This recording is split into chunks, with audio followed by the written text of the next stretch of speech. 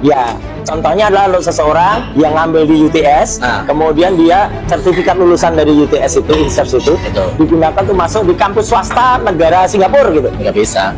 Jadi pelajaran di sana memang hanya bahasa Inggris yang diperlukan. Yang kita belajar bahasa Inggris. Di UTS-nya Mas ambil apa?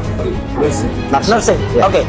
Adakah pelajaran nursing itu ketika di matrikulasi tadi, di PTW tadi? Nggak ada? Nggak ada. Oh, nggak ada. Karena murni bahasa Inggris. Murni bahasa Inggris. Ini penting banget tuh ya. Wah, karena disinformasinya masih berlanjut, saya perlu luruskan lagi ya. Semua orang yang diwawancara itu bukan lulusan foundation atau diploma pathway program dari INSEARCH, tapi hanya sekolah bahasa. Memang INSEARCH ada sekolah bahasa, ada pathway programs. Ada yang mau bekerja sebagai perawat di Australia, tapi syarat bahasa tidak memenuhi, makanya Bapak itu mengambillah sekolah bahasa. Padahal ini beda banget dengan pathway program. Syarat bahasa cuman untuk memenuhi syarat kemampuan bahasa.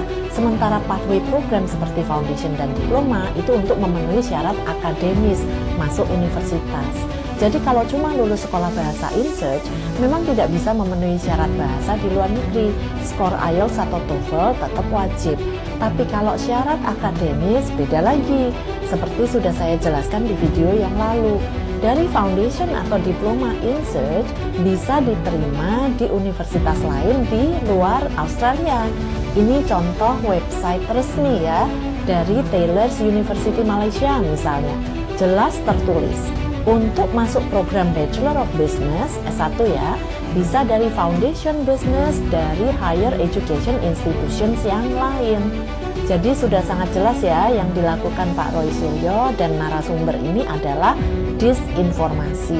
Yang masih percaya berarti punya niat jelek.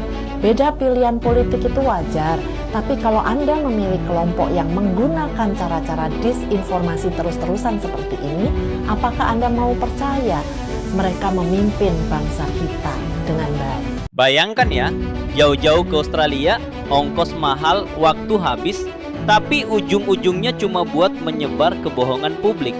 Itu yang dilakukan Roy Suryo. Ngaku-ngaku mau cari kebenaran, katanya mau klarifikasi pendidikan. Tapi ternyata yang dibawa pulang malah disinformasi kelas receh. Lucu, orang yang dulu dikenal ahli telematika sekarang malah jadi ahli pelintika. Pelintir fakta seenaknya. Datang ke kampus orang, wawancara seadanya, lalu dibungkus dengan narasi seolah-olah dia sedang membongkar konspirasi besar. Padahal yang diwawancara bukan lulusan akademik apapun, cuma sekolah bahasa. Tapi entah kenapa di tangan Roy bisa jadi bahan untuk menyerang kampus bahkan pemerintah. Itu bukan investigasi, itu drama murahan. Kalau benar mau belajar, mestinya buka situs resmi, baca kurikulum, bukan datang jauh-jauh cuma buat bikin video menyesatkan.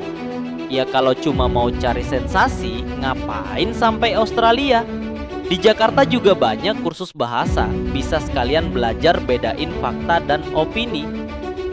Yang lebih memalukan lagi, kebohongan itu langsung dibantah Ibu Ina Liem, seorang profesional pendidikan yang bicara dengan tenang, tapi menghantam tepat di logika Roy Suryo. Dan di situ kelihatan banget siapa yang paham dan siapa yang cuma pura-pura pintar. Roy mungkin pikir publik masih gampang dibodohi, padahal justru sekarang semua orang bisa lihat jelas. Yang dia lakukan bukan klarifikasi, tapi aksi keliling dunia demi memproduksi kebohongan. Jadi, selamat ya Pak Roy, Anda berhasil membuktikan satu hal. Orang bisa keluar negeri, tapi tetap nggak bisa keluar dari kebiasaan menipu publik. Sekian, dan